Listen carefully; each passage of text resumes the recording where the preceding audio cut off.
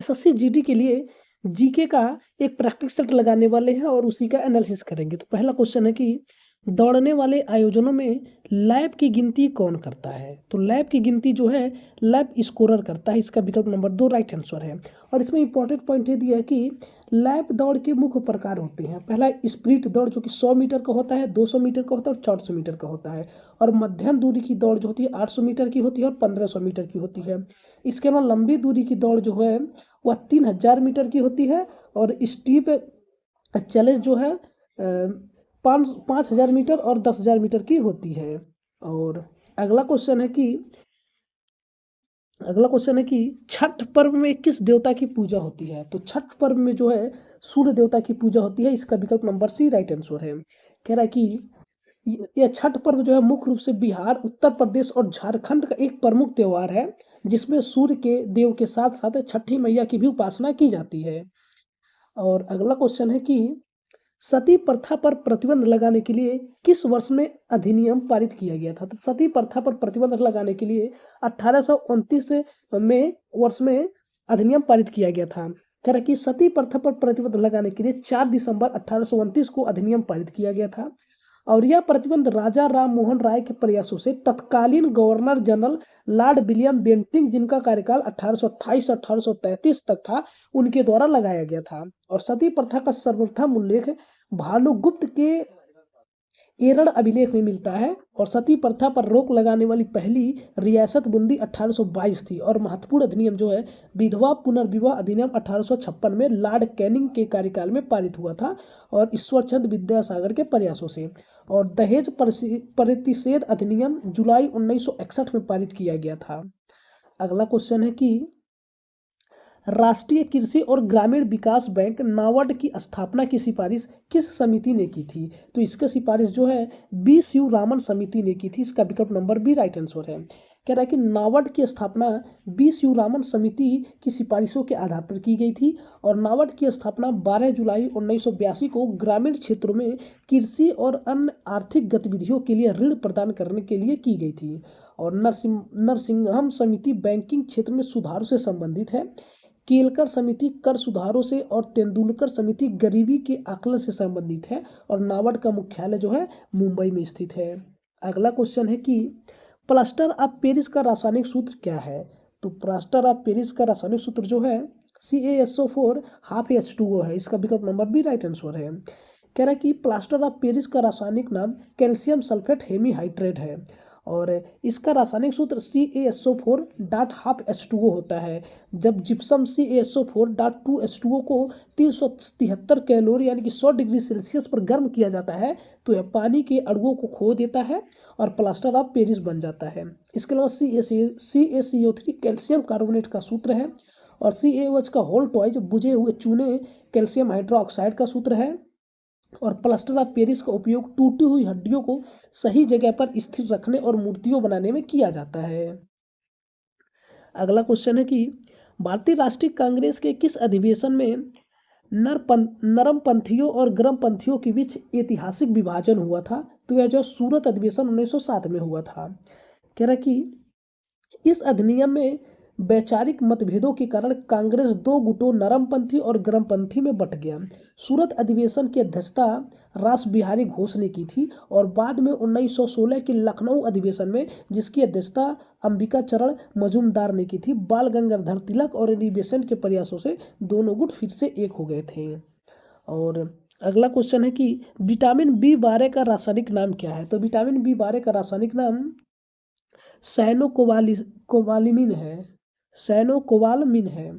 और कह रहा है कि विटामिन B12 का रासायनिक नाम कोबालमिन है। और यह एकमात्र ऐसा विटामिन है जिसमें कोबाल्ट धातु पाई जाती है। और इसकी कमी से पर्नीशियन एनीमिया नामक रोग होता है। और थायमिन विटामिन B1 का रासायनिक नाम है। और राइबोफ्लेविन विटामिन B2 का और एस्कॉर्बिक अम्ल विटामिन C का रासायनिक नाम है। इसके अलावा अगला क्वेश्चन है कि भारतीय संविधान का निम्नलिखित में से कौन सा अनुच्छेद प्रशासनिक न्यायाधिकरणों की स्थापना से संबंधित है? तो अनुच्छेद 323A है। इसका विकल्प नंबर ए राइट आंसर है। कह रहा है कि इसे 42वें संविधान संशोधन अधिनियम 1976 द्वारा संविधान के भाग 14A में जोड़ा गया था। और अनुच्छेद 324 जो है चुनाव आयोग से संबंधित है। और अनुच्छेद 315 संघ और राज्यों के लिए लोक सेवा आयोग यूपीएससी और एसपीएससी से संबंधित है। और अनुच्छेद 330 लोकसभा में अनुसूचित जाति और अनुसूचित जनजाति के लिए सीटों के आरक्षण से संबंधित है। तो दोस्तों, अगर आपको वीडियो अच्छा लग रहा है तो आप लोग वीडियो को लाइक करते रहें और चैनल पर पहली बार विजिट किया तो चैनल को सब्सक्राइब करते रहें।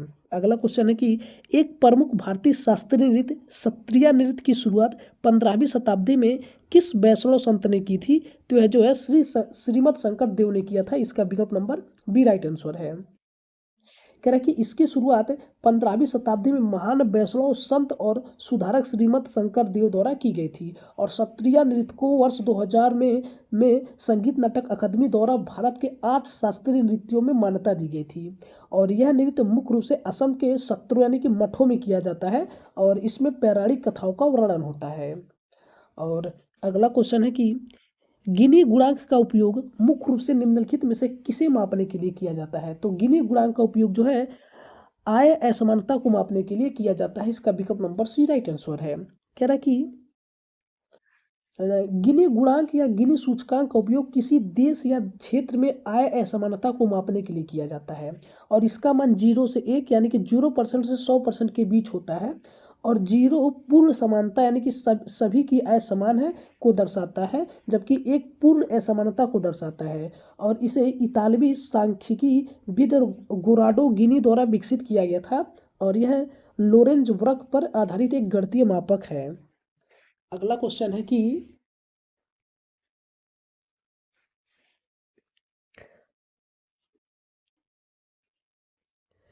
निम्नलिखित में से किसने 1911 में बंगाल के विभाजन को रद्द किया था? तो 1911 में बंगाल के विभाजन को लॉर्ड हार्डिंगी सेकंड ने रद्द किया था। इसका विकल्प नंबर 2 राइट आंसर है। कह रहा है कि बंगाल का विभाजन 1911 में भारत के तत्कालीन वायसराय लॉर्ड हार्डिंग द्वितीय द्वारा रद्द किया गया था। और यह घोषणा 1911 के दिल्ली दरबार में किंग जॉर्ज पंचम द्वारा की गई थी। और बंगाल का विभाजन मूल रूप से 1905 में लॉर्ड कर्जन द्वारा किया गया था, जिसका पूरे देश में भारी विरोध हुआ और स्वदेशी आंदोलन शुरू हुआ था। और 1911 में ही भारत की राजधानी कलकत्ता से दिल्ली हस्तांतरित करने की भी घोषणा की गई थी।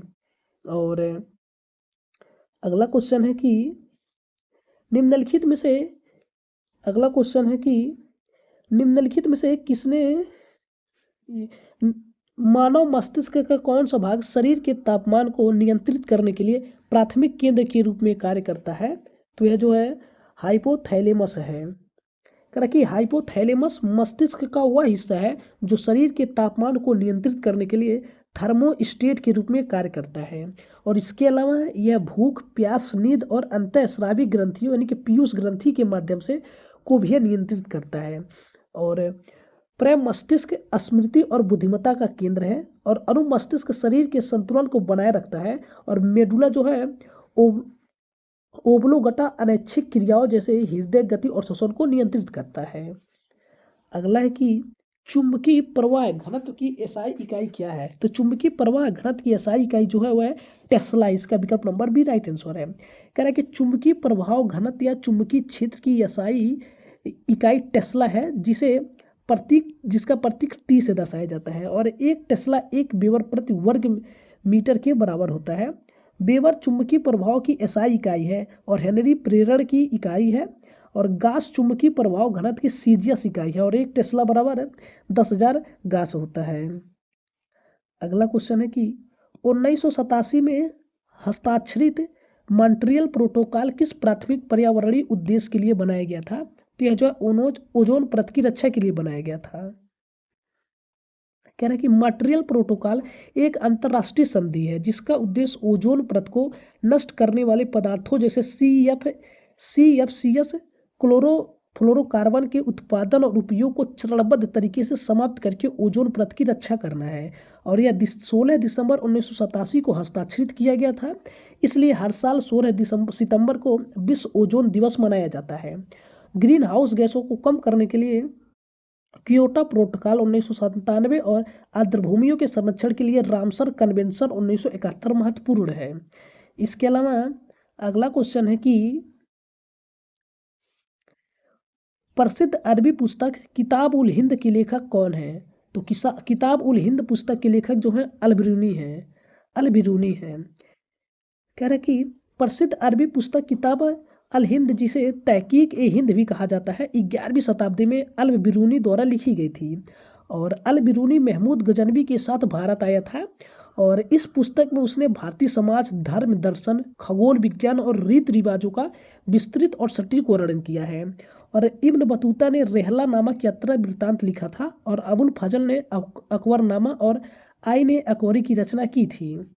अगला क्वेश्चन है कि भारतीय अर्थव्यवस्था के संदर्भ में CRR का पूर्ण रूप क्या है? तो CRR का पूर्ण रूप कैश रिजर्व रेशियो है। कह रहा है कि यह वाणिज्यिक बैंकों की कुल जमा, net demand and time liabilities NDTT का वह न्यूनतम प्रतिशत है जिसे उन्हें भारतीय रिजर्व बैंक के पास नगद रूप में रखना अनिवार्य होता है।